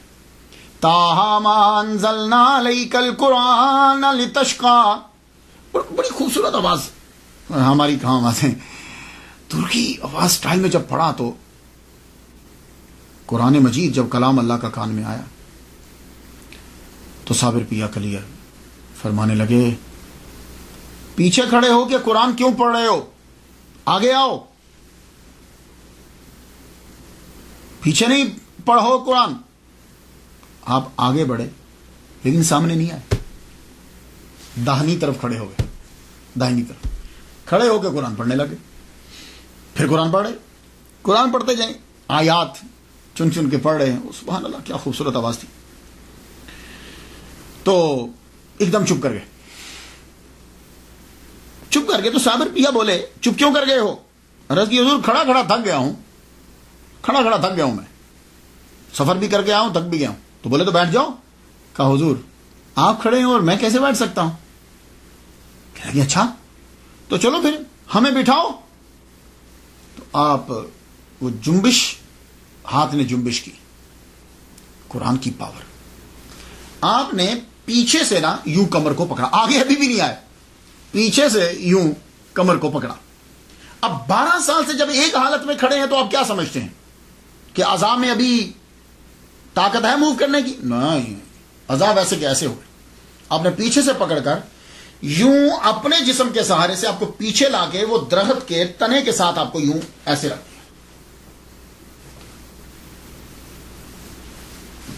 جب نیچے بیٹھ گئے تو اب سامنے آئے. اللہ اکبر جل شانہ, اب سامنے آئے. تو اب قرآن پڑھنے لگے. قرآن جب پڑھنے لگے, پڑھتے پھر رک گئے. تو صابر بھیا پوچھتے آپ کیوں رکے ہو؟ کہنے لگے حضور شام ہونے والی ہے تو مجھے جلدی واپس پاک پتن جانا ہے. اللہ اکبر جل شانہ, مجھے پاک پتن جانا ہے تو میں پہنچ نہیں پاؤں گا. پاک پتن کا نام سنا نا جب تو آنکھوں میں آنسو آ گئے. بولے ہمارے مرشد کے شہر سے آئے ہو؟ ہمارے مرشد کے شہر سے آئے ہو؟ 12 سال کے بعد آواز سن رہے ہیں. کہا ہاں حضور میں بابا فرید کے شہر سے آیا ہوں, انہوں نے مجھے بھیجا ہے. تو اگر آپ مجھے اپنی غلامی میں مستقل رکھ لیتے ہو تو پھر تو میں رہ جاتا ہوں, ورنہ مجھے جانے دیجیے. کہنے لگے نہیں, تم ہمارے فرزند ہو, رکو, تم ہمارے پاس رکو. کہا اچھا مرشد ٹھیک ہے. قرآن شروع کر دیا. قرآن جب پڑھنا پھر رکے. کہا اب کیا ہوا, آپ کیوں رکے ہو؟ کہا حضور بھوک لگ گئی ہے کچھ کھانے کو. فرمان لگے تو وہ گولر توڑو نا, وہ گولریاں توڑو اور ان کو پکا کے تو کھاؤ. اب جب پکائے گئے تو سامنے رکھ دیے لا کے. تو کہا کھاتے کیوں نہیں؟ کہا حضور کیسے کھاؤں, آپ نہیں کھائے, مرشد نہیں کھائے گا تو میں کیسے کھا لوں؟ کہا اچھا چلو لاؤ. اللہ اکبر جل شانہ, خود وہ ابالتے پانی میں ابال کے بنا نمک کے ابال کے پیر کو دی, خود کہیں. کیا کہنے تھے. پھر آگے بڑھے, اپنے مرشد کو جو ہے نا وہ جو بابا فرید نے تیل دیا تھا وہ تھوڑا تھوڑا لگایا, ہاتھوں کو, پنڈلیوں کو لگایا, وہ خود ان کی اپنی کرامت تھی، یہ بابا کے تیل کی کرامت تھی، خود ان کی زبان میں بڑا اثر تھا، جو منہ سے کہتے تھے وہ نکل جاتا، فوراً پورا ہو جاتا تھا. لیکن یہ تو ایک ویسے ہی ظاہری سبب ہے، جسم نے کچھ جنبش. کہنے لگے شمس الدین پانی لاؤ نا، ہم وضو کریں. وضو کروایا، پھر جتنی نمازیں تھیں سب پڑھی، مغرب بھی پڑھی، عشاء بھی پڑھی. عشاء کی جب نماز ہو گئی تو صابر پیا کہنے لگے شمس الدین جب عشاء کی نماز ہو جائے نا تو پھر میرے سامنے نہ آنا کرنا، تہجد سے پہلے تو میرے پیچھے ہی رہنا. ہاں تہجد میں آ جایا کرنا، تو پھر تہجد اور باقی نمازیں پڑھا. شمس الدین دور جا کے لیٹ گئے. تہجد کا وقت ہوا تو شمس الدین اٹھے. اس وقت اور اب بھی گاؤں کے اندر ستاروں کو دیکھ کر ٹائم معلوم کرتے ہیں کہ کیا ٹائم ہوا ہے، اور بالکل ایکوریٹ ہوتا ہے. یہ حیران کن بات ہے. تھوڑا سا ہی فرق، 1-2-3 منٹ کا فرق ہوتا ہے. تہجد کے وقت اٹھے اور جا کر پیر کے کان میں کہا الصلاۃ الصلاۃ الصلاۃ، اور کچھ آیات پڑھی. وہ عالم استخراج سے واپس آئے. آپ وضو کرواتے. اب ایک بات عرض کر جو یہ بزرگ دوسروں سے وضو کیوں کرواتے؟ ہم نے کبھی دیکھا دوسروں سے وضو کیوں کرے؟ اس لیے کہ جب کوئی وضو کرواتا ہے تو پانی کم استعمال ہوتا ہے. یہ مطلب نہیں کہ ان کو تکبر ہے، وہ خود وضو نہیں کرتے، نہیں. جب کوئی آپ کو وضو کروائے گا تو آپ پانی کم استعمال کریں گے، اور جب آپ خود وضو کریں گے تو پانی کا استعمال زیادہ کریں گے. اس لیے بزرگان دین کسی سے وضو کرواتے تھے تو ایک لوٹے میں وضو بھی ہو جاتا تھا. اور اب آپ دیکھ لیجئے مسجد میں جاتے ہو کتنا پانی استعمال کر دیتے ہو. تو وضو جو ہے وہ کیا. وضو کرنے کے بعد تہجد، پھر فجر، پھر اشراق، اس کے بعد پھر استغراق، پھر اس طرح سارا دن. پھر آپ جو ہے نماز آپ نے کیا کیا کہ لکڑیاں اکٹھی کی جنگل سے، کچھ گھاس پھوس لیا، اور آپ نے اپنے پیر کی ایک جھونپڑی بنا دی. وہی کھلی ایک جھونپڑی ایک دن میں ایک ہی بنی. نماز کے ٹائم جو ہے وہ استغراق سے باہر آ جاتے، نماز پڑھتے. اس کے بعد اب آپ کھڑے نہیں رہتے تھے، اب آپ بیٹھتے تھے. پہلے تو آپ نے کھڑے تھے، اب آپ بیٹھ کر استغراق میں چلے جاتے. دوسرے دن آپ نے اپنی سائڈ پہ دور جا کے اپنی جھونپڑی بنا لی. وہاں شمس الدین ترک قلندر رحمۃ اللہ علیہ وہاں رہنے لگے. شمس الدین کے آنے کا یہ فائدہ ہوا، سید شمس الدین علوی ترک قلندر رحمۃ اللہ کے آنے کا فائدہ یہ ہوا کہ اب لوگوں کی آمد و رفت بڑھنے لگ گئی، اور آپ کے استغراق کا دورانیہ جو ہے وہ کم پڑ گیا، کم ہو گیا. اب جو ہے صابر پیا خود ان کو تعلیم دینے لگ گئے، ظاہری اور باطنی دونوں تعلیم جو ہے وہ ان کو دیتے. اللہ اکبر جل شانہ. یہ ایک معمول بن گیا، استغراق کم سے کم. لیکن عشاء کے بعد جو ہے وہ صبح تک جاری رہتا، صبح تک یہ جاری رہتا. لوگوں کی آمد و رفت ہونے لگ گئی، اور یہ خبر پھر دور دراز تک بھی جانے لگی. لوکل لوگ بھی آتے اور باہر سے لوگ بھی آتے. لیکن وہ پہلے شمس الدین بتاتے کہ اب کون سا وقت ہے، اس وقت میں تم جا سکتے ہو کہ نہیں جا سکتے. تب لوگوں کا سامنا ہوتا. اگر آپ اجازت نہ دیتے تو کوئی آگے جا نہیں سکتا تھا. اور جب کوئی دہلی سے آتا، نظام الدین اولیاء رحمۃ اللہ علیہ جو ہیں وہ آپ کے بڑے ہمراز اور آپ کے بڑے قریبی تھے، بڑے محبت کرنے والے تھے. تو جب کوئی دہلی سے آتا تو صابر پیا پہلے ہی فرما دیتے شمس جی حضور بھائی دہلی سے آ رہے ہیں مہمان، کچھ تھوڑا سا نمک بھی ڈال دینا بیچ میں، کیونکہ وہ نمک استعمال کرتے ہیں، پھیکے ان کو اچھے نہیں لگتے تو نمک ڈال. تو واقعی آدمی جو ہے وہ کھانے کے ٹائم دہلی سے آ جاتا. ایک مرتبہ امیر خسرو رحمۃ اللہ علیہ تشریف لائے. یہ کیسے ہو سکتا ہے کہ نظام الدین اولیاء کے دوستوں اور امیر خسرو تشریف نہ لائیں؟ امیر خسرو آئے، بڑی محبت کی. صابر پیا نے بڑی محبت کی. کہنے لگے اچھا تم ہمارے دوست نظام الدین کے پاس سے آئے ہو؟ اللہ اکبر جل شانہ. محفل سجی، محفل سجی. امیر خسرو نے کلام سنایا، سید شمس الدین نے بھی، اور صابر پیا خود بھی بہت بڑے شاعر تھے، آپ نے بھی اپنا بھی کلام سنایا. اور کہنے لگے امیر خسرو سے تم بہت اچھا کلام کہتے ہو، ہم خوش ہوئے تم سے، اپنے مرشد کو جا کے ہمارا سلام کہنا. عالم استغراق میں پھر چلے گئے. امیر خسرو واپس گئے. جب واپس پہنچے نظام الدین اولیاء رحمۃ اللہ علیہ نے استقبال کیا آپ کا. یار کتنی محبت کرتے تھے ایک دوسرے سے یہ لوگ. استقبال کیا کھڑے ہو کے. کہنے لگے تم نے میرے بزرگوار کو دیکھا، دوست کو دیکھا تم نے؟ کہا جی ہاں حضور میں نے دیکھا. نظام الدین اولیاء رحمۃ آگے بڑھ کر دونوں آنکھیں چوم لی. ان آنکھوں سے دیکھا تم نے؟ کیا تم نے مصافحہ کیا ان سے؟ تم نے ہاتھ ملایا ان سے؟ کہا ہاں میں نے ہاتھ ملایا، دونوں ہاتھ پکڑ کے چوم لیے. اللہ اکبر جل شانہ. یہ عقیدت کا اظہار ہے یہ کہ اپنے دیوانے کے ہاتھ چوم رہے ہیں، کہ اس نے ان ہاتھوں سے صابر پیا کے جسم کو، ہاتھوں کو ہاتھ لگایا. پھر ایک مرتبہ کیا ہوا کہ بابا فرید کے قوال تھے، حسن قوال. وہ جب ہندوستان کے ٹرپ پہ نکلے کہ بابا فرید کے خلافہ اور مریدین سے مل کر آؤں تاکہ بہت پیسہ ملے گا. بڑے پیر سے جائیں تو چھوٹے چھوٹے پیر مرید تو سب دیں گے نا. نظام الدین اولیاء رحمۃ اللہ علیہ کے پاس سے بہت پیسے ملے, اور بھی مریدوں کے پاس سے بہت پیسے ملے. کہا چلو چلتے چلتے کلیئر سے بھی ہوں, شاید یہاں سے بھی کچھ پیسے مل جائے. پہلے تو کلیئر کا آستانہ ہی نہ ملا. بولے کہ خانقاہ کہاں؟ لوگوں نے بتاؤ ٹیلے پہ چلے جو وہاں جھونپڑی ملے گی وہی خانقاہ ہے. حسن قوال وہاں پہنچا, جب دیکھا تو آپ عالم استغراق میں ہے. سید شمس الدین کہیں شاید لکڑیاں یا کچھ چیز لینے گئے ہوئے تھے, یہ اوپر چڑھے, دیکھا تو آپ بیٹھے ہوئے, یہ سامنے کھڑے ہو گئے. کتنی دیر کھڑے رہے. آپ نے آنکھ کھولی, فرمانے لگے کون ہو تم؟ کہا جی میں بابا فرید سے آیا ہوں, ان کا قوال ہوں. کہا کون فرید الدین؟ کون فرید؟ پہلے انہوں نے فرید بولا. کہا جی فرید الدین گنج شکر. او میرے شیخ کے پاس سے آئے ہو؟ اتنے میں شمس الدین تشریف لے آئے. آپ نے فرمایا یہ ہمارے شیخ کے پاس سے آئے ہیں, اس کو گولر دو. وہ ہنڈیا میں سے نکال کے کچھ گولر دے دی. وہ گولریاں جو ہوتی ہیں نا درخت پہ, گولر کے درخت پہ جو وہ دے دی تھوڑی. ان کو غصہ آیا, انہوں نے سنبھال تو نہیں, کہا جا کے بابا کو بتاؤں گا آپ کے مرید نے کیا دیا ہے. اس کے بعد آپ پھر عالم استغراق میں چلے. حسن قوال وہاں سے چلا, بابا فرید الدین گنج شکر رحمۃ اللہ علیہ کے پاس پہنچا. بابا نے سب مریدوں کا پوچھا, ہاں بھائی وہاں سب کی اس نے تعریف کی. انہوں نے اتنا دیا, انہوں نے حضور اتنا دیا, انہوں نے حضور اتنا دیا. کہا میرے صابر کے پاس بھی گئے تھے. کہا حضور وہاں بھی گیا تھا. یہ لیجئے گولر. وہ ساری گولریاں جو تھی, وہ جو پھل اس درخت پہ وہ دے دی. کہا جی یہ دیا انہوں نے مجھے. کہا تو کیا کہا تھا؟ کہا میں ان کے سامنے گیا تو پہلے تو مجھے پوچھتے ہیں تم کون ہو؟ میں نے کہا میں فرید الدین کا قوال ہوں, بابا فرید کا قوال. کہا کون فرید؟ کہا جی فرید الدین گنج شکر. کہا اچھا میرے شیخ اچھے ہیں؟ ہوئے ہوئے بابا فرید الدین گنج شکر کی آنکھوں میں آنسو آ گئے. آپ فوراً اٹھے, آپ نے 2 نفل ادا کیے. 2 نفل ادا کرنے کے بعد آپ نے وہ گولر کھائے, اور کوئی وہ گولر باقی جو تھے گولریاں وہ تقسیم کر دیں, اور فرمانے لگے آج سے ہم شیخ ہیں. لوگوں نے کہا حضور آپ آگے شیخ نہیں تھے. کہنے لگے شیخ تو تھا لیکن صابر نے کبھی نہیں کہا تھا.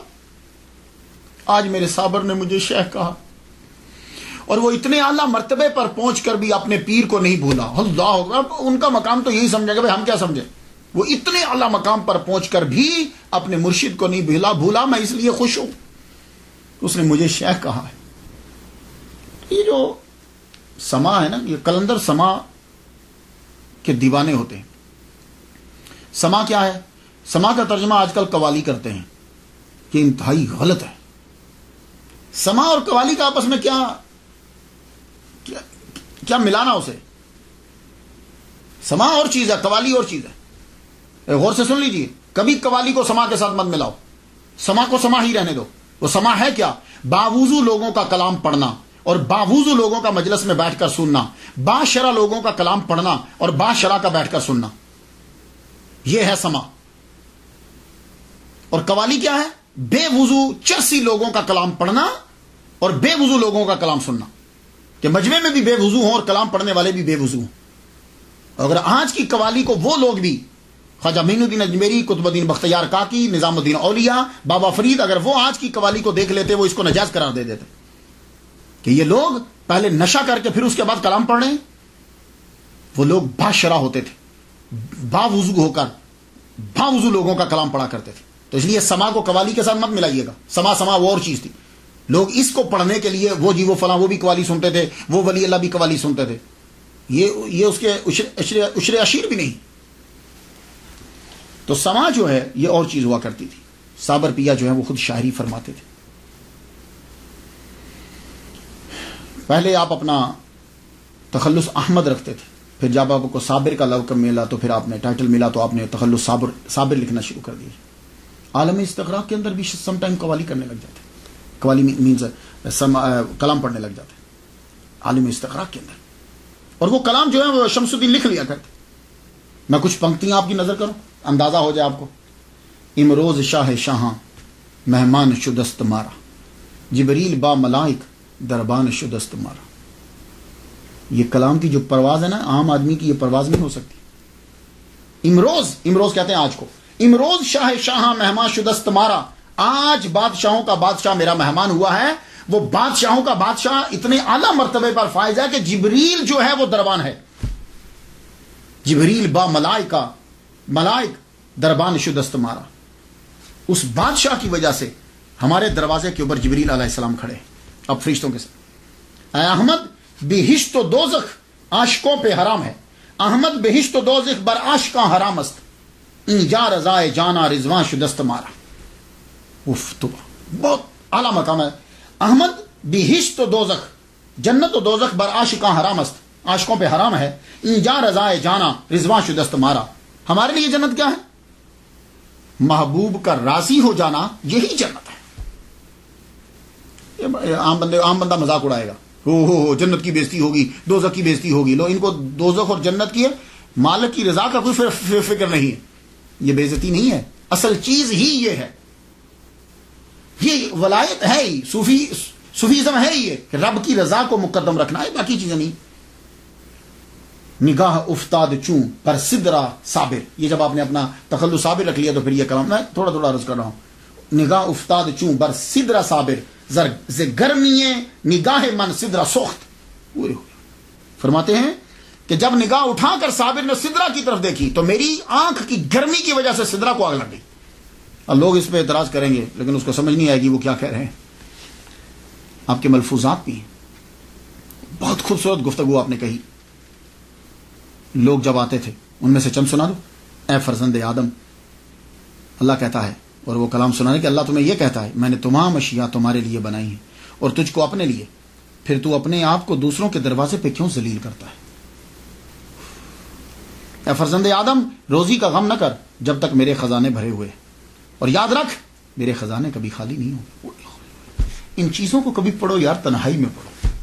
یہ اس لیے ولیوں کو ولی کی بات کا اثر ہوتا ہے دل کے اندر جا کے. ان لوگوں کو کیا معلوم ہو. 13 سال کے بعد کلیئر میں ہی آپ کو بابا فرید الدین گنج شکر رحمۃ اللہ علیہ کی وصال کی خبر میں بڑا صدمہ ہوا کہ میرے مرشد دنیا سے چلے گئے. مرشد کی یاد اور مرشد کی باتیں جب سنا رہے تھے تو سید شمس الدین ترک علوی قلندر رحمۃ اللہ علیہ سے کہنے لگے, پانی پتی سے کہنے لگے, میرے پیر کو فنا و بقا دونوں مقام حاصل تھے. میرے پیر کو فنا اور بقا دونوں مقام حاصل. یہ فنا بقا کیا ہے, یہ ٹرمینالوجی ہیں. اس کے لیے آپ کو میں ریکمینڈ کروں گا رسالہ کشیریہ, اس میں بھی ہے اور بھی اولیاء کرام نے لکھا ہے. یہ رسالہ کشیریہ کو میں دیکھ رہا تھا, ابو القاسم کشیری رحمۃ اللہ علیہ نے لکھا ہے. اس کے اوپر فنا اور بقا جو ہے, سادہ طریقے سے انہوں نے یہ کہا ہے کہ فنا کیا ہے, چیزوں کو, برائیوں کو ترک کر دینا, خواہشات کو چھوڑ دینا. تو جب خواہشات چھوٹ جاتی ہیں, برائیاں چھوٹ جاتی ہیں, تو پھر اچھائیوں کی بقا ہو جاتی ہے. تو آدمی جب اپنی خواہشات کو ختم کر دیتا ہے تو پھر وہ رب کے ساتھ ہی تو بچتا ہے, پھر تو باقی تو کچھ رہا ہی نہیں.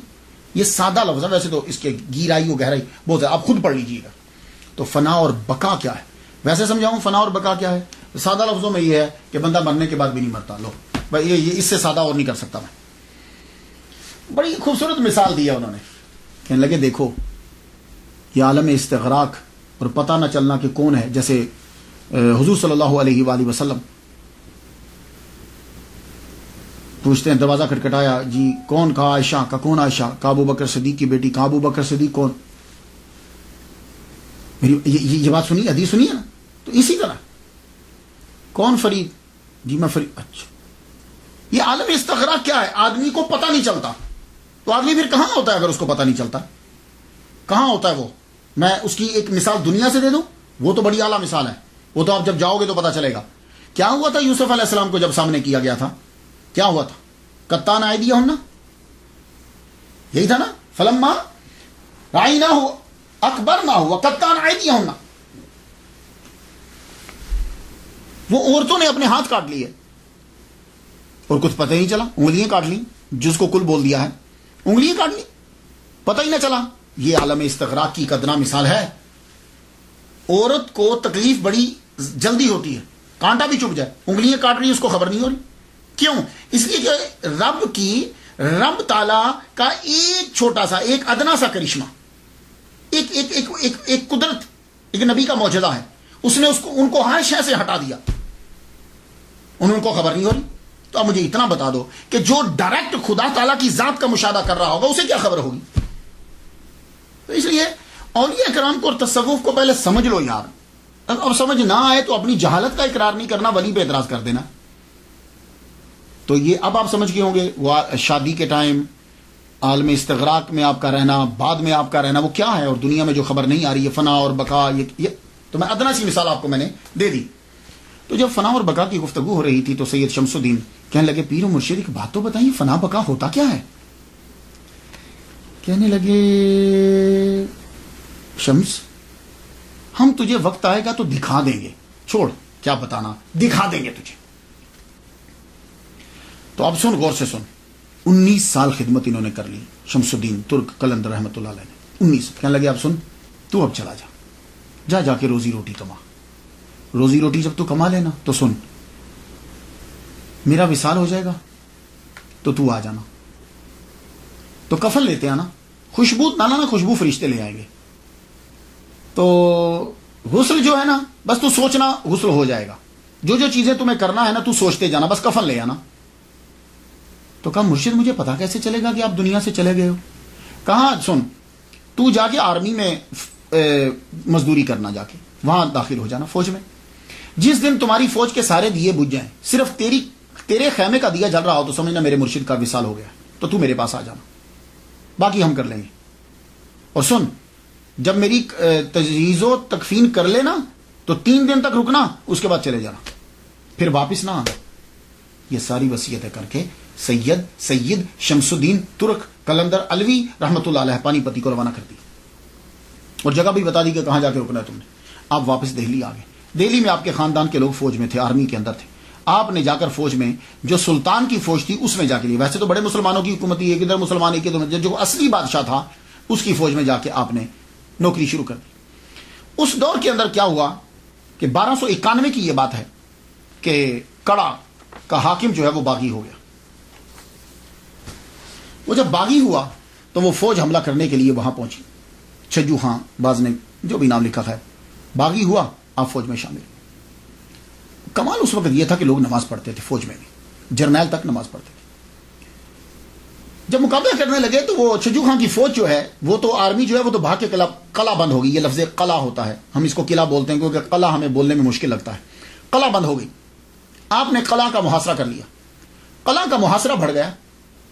جب بڑھا تو نماز تو سب پڑھتے تھے, سردیوں کا موسم تھا. فجر کی نماز پڑھتے ہوئے بادشاہ کو گرم پانی کی جرنل کو گرم پانی کی ضرورت ہوتی تھی. تو جرنل کے لیے پانی لے جانے کے لیے آپ کا خیمہ جرنیل کے بالکل قریب تھا. تو وہ جو پانی گرم کرتا تھا نا وضو کا, وہ آپ سے آگ لے کے جاتا تھا. تو وہ آگ لیتا, پانی گرم کر کے پھر جا کے جرنل کو وضو کرنے کے لیے. ایک دن وہ خیمے میں آیا تو بابا ہے ہی نہیں, سید شمس الدین ترک قلندر رحمۃ اللہ ہے ہی نہیں. کدھر گئے؟ یہیں ہوتے تھے. یوں دیکھا تو پاس ہی تالاب تھا, تو تالاب کے کنارے پہ بیٹھے وضو کر رہے ہیں. اتنے ٹھنڈے پانی سے وضو کر رہے ہیں. جا کے دیکھنے لگا, کہنے لگا ہو سکتا ہے پانی گرم ہو, مجھے ٹھنڈا لگتا ہو. اس نے بابا اٹھ کے جب ادھر آ رہے, یہ ادھر سے گیا, جا کے دیکھا تو جہاں سے بابا جہاں بیٹھے ہوئے تھے وہاں پانی گرم تھا. اس نے سائڈ پہ ہاتھ لگایا تو پانی ٹھنڈا. ہو سکتا ہے میرا وہم. آیا واپس. دوسرے دن پھر آیا. اب ادھر نہیں گیا, خیمے میں نہیں گیا, وہاں لکڑی لوں گا جلاؤں گا, وہیں سے پانی لے لوں جہاں سے بابا وضو کرتے.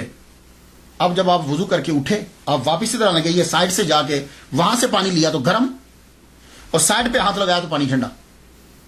پانی لے کے گیا تو جرنیل پوچھتا ہے, سیناپتی پوچھتا ہے, کہتا ہے آج پانی تو جلدی لے آیا, آگے دیر لگاتا تھا. تو سچ اس نے بول دیا. کہنے لگا یہ جو تمہارے ایک خیمہ چھوڑ کے آگے خیمے, اس خیمے میں بابا رہتے تھے, ان سے آگ لے کے پھر پانی گرم کر کے پھر لاتا تھا. آج میں وہ بابا جو ہیں وہ تالاب پہ جا کے وضو کرتے ہیں, انہی کی جگہ سے لے آیا ہوں پانی. وہ جہاں وضو کرتے ہیں وہاں پانی گرم ہوتا ہے. میں نے کہا یہ کیسے ہو سکتا ہے؟ اب دونوں نے چھپ کے دیکھا. سید شمس الدین ترک قلندر رحمۃ اللہ علیہ کو دیکھا کہ وضو کر رہے ہیں. اب دونوں جو ہیں وہ بعد میں گئے, جب بابا آگے تو دیکھا پانی گرم. اب یہ فجر کا وقت گزرا, ظہر اثر مغرب عشاء ہوئی تو آندھی چل گئی. آندھی اتنے زور کی چلی, بارش اتنے زور, سب خیمے اڑ گئے. خیمے جب اڑے, بابا کا خیمہ برقرار, اور اندر موم بتی جل رہی ہے, اور آپ قرآن مجید پڑھ رہے ہیں. جرنیل حیران, ایک دم سے اب وہ خیمے میں گیا رات کے وقت. اندر دیکھا تو وہی بابا بیٹھے، کہنے لگے بابا تم اللہ کے ولی ہو، دعا کرو کہ قلعہ فتح ہو جائے۔ آپ نے فرمایا اچھا سب سے پہلے میری تنخواہ دو، یہ جتنے دن میں نے کام کیا ہے میرے پیسے دو۔ اس نے پیسے فوراً لا دی۔ فرمانے لگے دوسرا میرا استعفیٰ قبول کرو، میں آئندہ کے بعد تیری فوج میں نہیں ہوں گا، مجھ پہ حکم مت چلانا۔ دوسری یہ بات۔ تیسری میں اب واپس جا رہا ہوں، صبح کے وقت حملہ کر دینا، تجھے فتح ہو جائے گی۔ آپ یہ کہہ کے وہاں سے چل پڑے۔ کیوں؟ اس لیے کہ آپ کو پتا چل گیا کہ میرے پیر کا وصال ہو گیا ہے۔ آپ وہاں سے جب چلے تو کہنے لگے میں سہارنپور کلیر میں کیسے پہنچوں گا وہاں؟ ایک دم سے آپ کو ٹھوکر لگی تو آپ کا سر کسی چیز سے ٹکرایا، آپ بے ہوش ہو کے گر گئے۔ جب آنکھ آپ کی کھلی تو پیر کی جھونپڑی کے پاس لیٹے ہوئے۔ آپ ایک دم سے اٹھے، دیکھا پیر کے پاؤں کی طرف شیر ہے، صابر پیا کلیر رحمۃ اللہ علیہ کے پاؤں کی طرف شیر بیٹھا ہوا ہے۔ آپ جو ہی اٹھے وہ چلا گیا۔ آپ نے اپنے پیر کو سوچا ایک دم سے کہ میں ان کو غسل دوں، ایک دم سے پانی کی فوار آئی اور آپ کو غسل ہو گئی۔ آپ نے یوں کفن رکھا، کفن خود بخود آپ کی جسم کو لپٹ گیا۔ جسم کو لپٹا، اب آپ جنازے کے لیے پریشان ہے کہ بندہ تو ہے ہی کوئی نہیں ہے۔ تھوڑی دیر کے بعد ایک گھڑ سوار آیا، قریب آتا ہے، قریب آیا، رکو ہم جنازہ پڑھائیں گے۔ جنازہ پڑھانے لگے اور ان کے چہرے کے اوپر نقاب ہے، چہرے کے اوپر نقاب۔ جنازہ پڑھایا تو سید شمس الدین کہتے ہیں ترک رحمۃ اللہ علیہ کہ جب میں نے جنازہ شروع کیا تو ایک بندہ بھی نہیں تھا، اور جب میں نے سلام پھیرا تو دیکھا تحت نگاہ صفیں ہی صفیں، شہداء رجال الغیب سب پیچھے کھڑے ہیں۔ تو نکاح پوچھ جنازہ پڑھا کے جب جانے لگا تو میں نے ان کو پکڑ لیا۔ میں نے کہا بھائی رکو، کوئی مجھ سے پوچھے گا تیرے پیر کا جنازہ کس نے پڑھایا تھا تو میں کیا جواب دوں گا؟ انہوں نے ایک دم سے چہرے سے نقاب ہٹایا، کہنے لگے شمس وہ فنا ہے، یہ بقا ہے۔ تو نے پوچھا تھا نا، تو لے آج تمہیں ہم نے دکھا دیا۔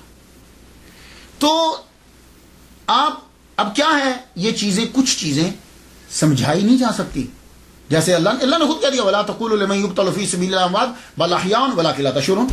یہ چیزیں سمجھائی نہیں جا سکتی۔ یہ جب آدمی اس مقام پہ پہنچ جاتا ہے تو سمجھ آنے لگ جاتی ہے۔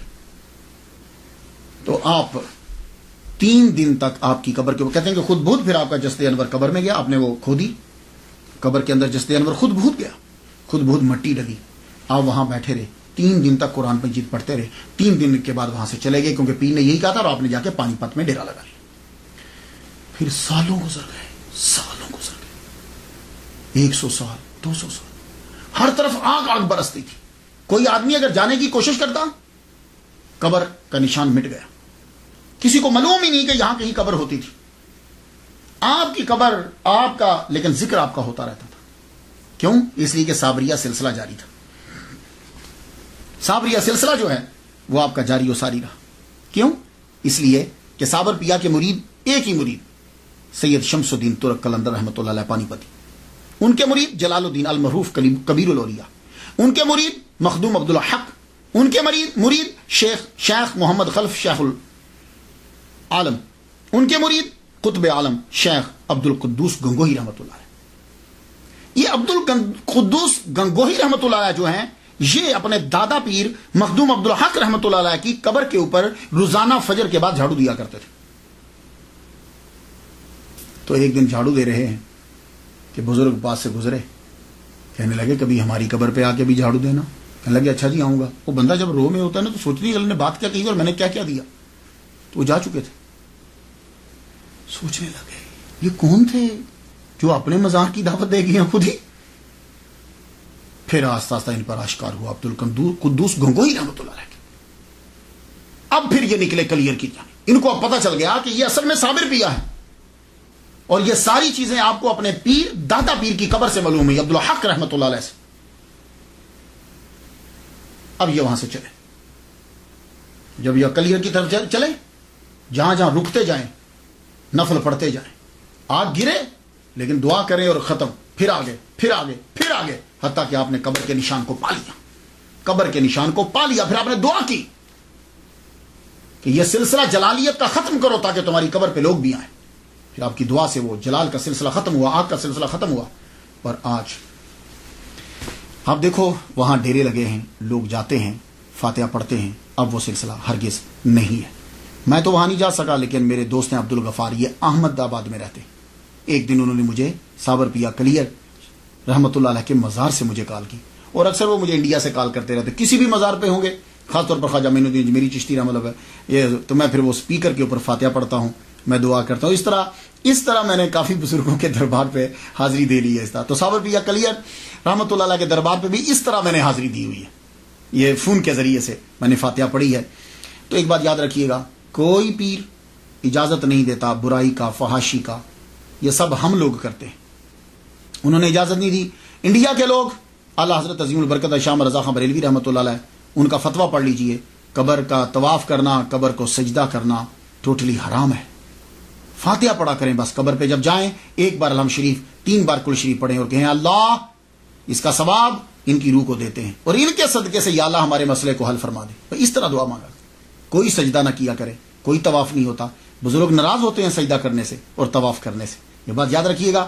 فاتحہ ان کے لیے پڑھیے، وہاں دیگیں دینی ہیں جو مرضی دو، بکرے ذبح کرو، لیکن اس کا طریقہ کیا ہے؟ بسم اللہ اللہ اکبر پکوائیے، ختم پڑھائیے، اور غریبوں کو تقسیم کر کے یا اللہ کھانا کھلانے کا ثواب اور فاتحہ کا ثواب ان کی روح کو دیتے ہیں، اپنی بارگاہ میں قبول فرما۔